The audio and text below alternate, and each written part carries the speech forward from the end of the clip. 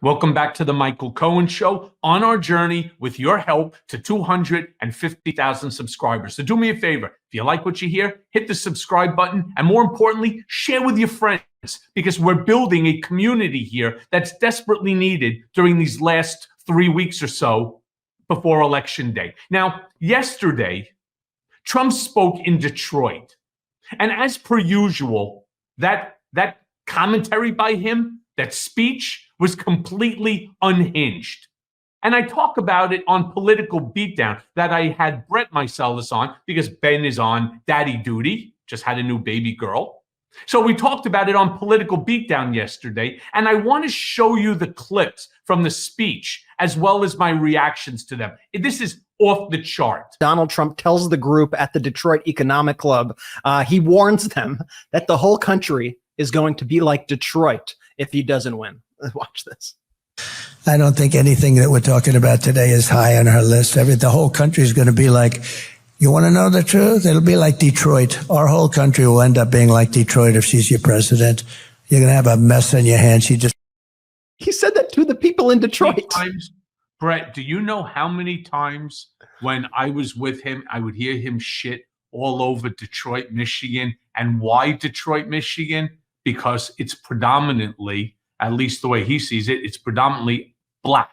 And he believes that all communities, I'll never forget when he turned around and he said to me once, name a state or a country that is run by a black, and that's how he referred to him, as by a black. No, I'm dead serious here. I'm not making this up. This is fact. I actually have it in my book from years ago. So you know I'm not making it up for the purpose of Political Beatdown.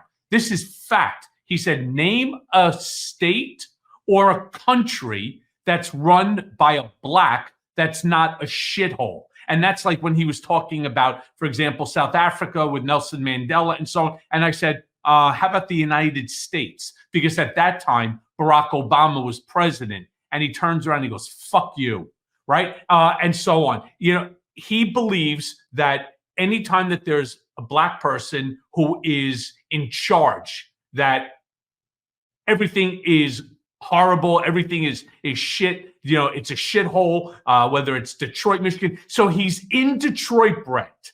I want you to imagine this. He's in Detroit and he's shitting on the people of Detroit. I don't get it.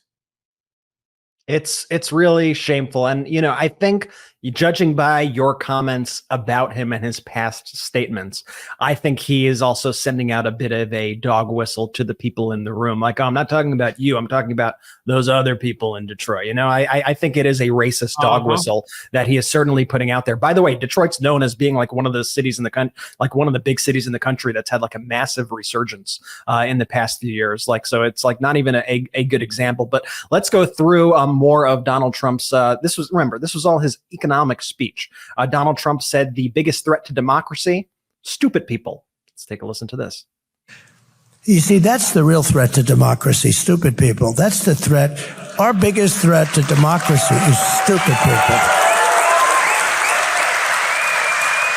How many times have you heard me, Brett, turn around and say, whether it's on this program with our community of brigaders, or it's on my new YouTube channel, Michael Cohen Show, or my Mea Culpa podcast, or even when I go on TikTok every night, right? I always call the maggots morons, the maggot morons, 3 teeth and 4 brain-celled morons.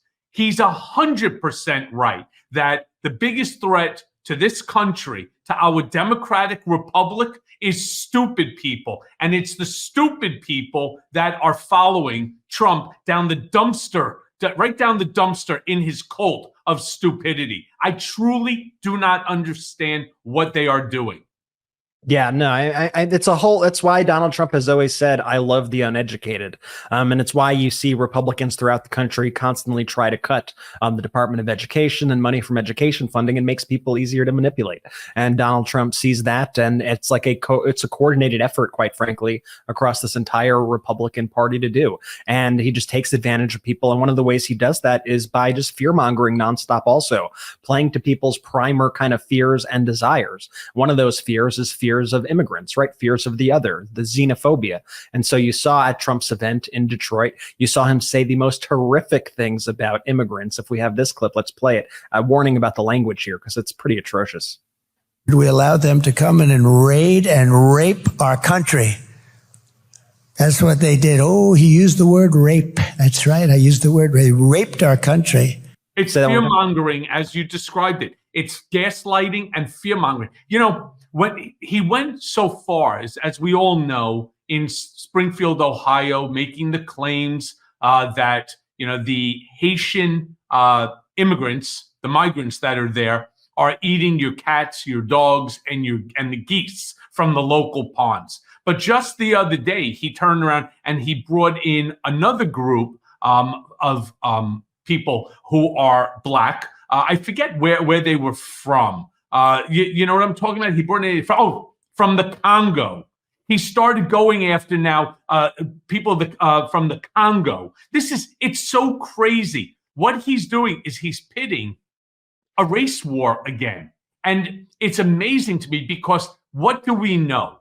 We know that Donald Trump, the only group that he has not disparaged at some point, he's disparaged, let's see, Muslims, Mexicans, Jews, he's disparaged blacks, Haitians, people from the Congo.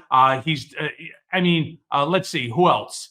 You can go on and on and on. The only group of people that he has not disparaged, the white Christian nationalists, also known, of course, as the KKK or white supremacists, neo-Nazis.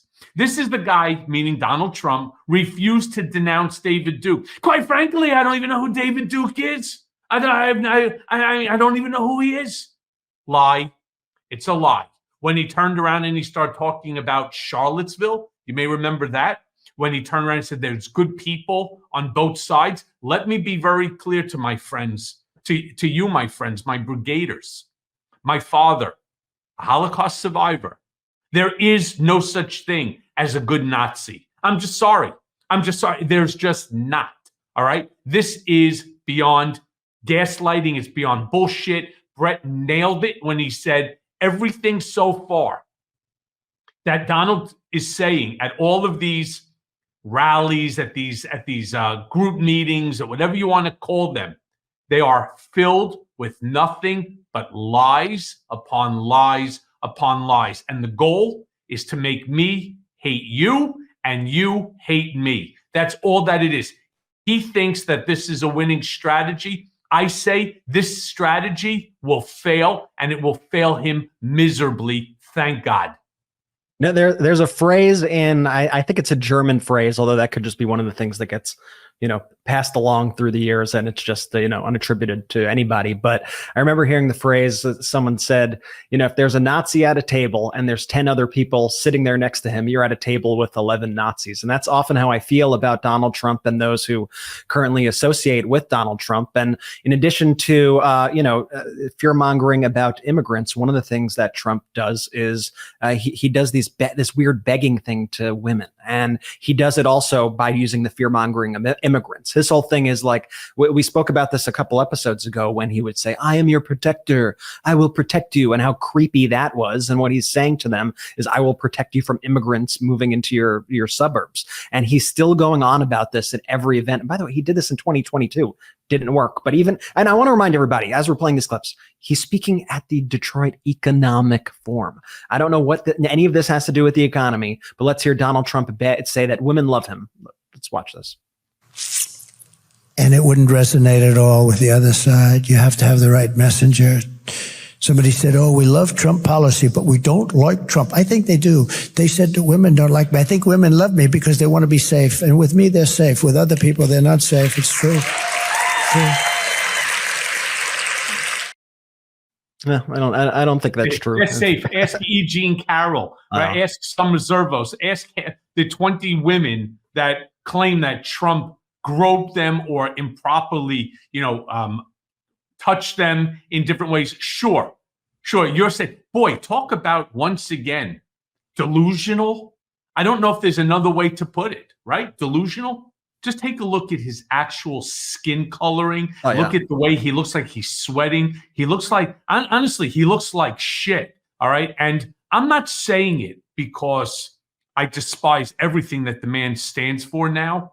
I'm saying it because I'm just saying it as a viewer watching a guy who I used to know very, very well, a very different Donald Trump. But I'm looking at him just from the physical standpoint now. He looks like shit. Play the clip. Aren't they approving voter ID? Democrats don't want voter ID. You know why? Because they want to cheat. But they don't want to. I say, oh, they don't. When I first thought, I thought I was seeing things. I thought I was like, I didn't hear that when I first started this whole, that say the Democrats will not approve voter ID. And it's only gotten worse. Gavin Newsom, the governor of California, just passed a bill. He signed a bill that you're not even allowed to ask anybody whether or not they have voter ID. Not only.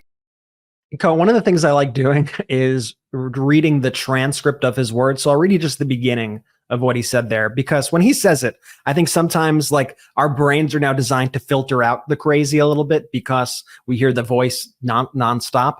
But I'll read it for you right now. They don't wanna. I say, oh, they don't wanna. When I thought I was seeing things. I thought I was like, I didn't hear that when I first start this they'd said the Democrats will not approve voter ID. I like these are not the thoughts of a person who was. If you didn't know that Donald Trump was at an economic forum, if you didn't know that it was Donald Trump talking about, I guess, voter ID, right? Because he brought that up before the statement that you were reading, you would have no idea what the hell he's talking about. It could be talking about his windmills again. He could be talking about electric boats and sharks and being electrocuted versus being eaten. You have no idea what the hell the guy's talking about. But I want to jump back, Brett, to something that you brought up, and it should not be ignored. Von Schitzenpants right now was speaking in all the clips that we've been showing you. He's been speaking to the Detroit Economic Club. And with everything that we've now shown you, is there one single policy regarding the economy? Is there one single thing that the folks that are there are being educated on in terms of this is what the guy will do if in fact that he is elected president? Aren't you supposed to be talking to an economic club about economic policies, the United States, the economy, something to do, right, with what that club is founded upon? No, he's talking about everything else. He's talking about everything else except he's talking about rockets, women, he's talking about voter ID. He's talking about farting. I mean, for God's sakes, it's like a basketball player, right, suiting up and then going onto a football field or going onto a soccer field. It's like, do you realize that you are before an economic club? And so far you have talked about every single thing except for what they're there for, what they're even interested, why they even have an economic club. It's not about voter ID. It's not about women who love you. It's not about, democracy, threat to democracy. I don't even understand what the guy is saying anymore. But here's the saddest part. Neither does he, based upon the reading that Brett just made. He has no idea what he's even talking about. Hey, everyone. First of all, thanks for watching. I mean, we're going to be posting daily episodes with reactions and talking about politics. We'll be talking about everything, in fact. So please like and subscribe. Join us on this journey.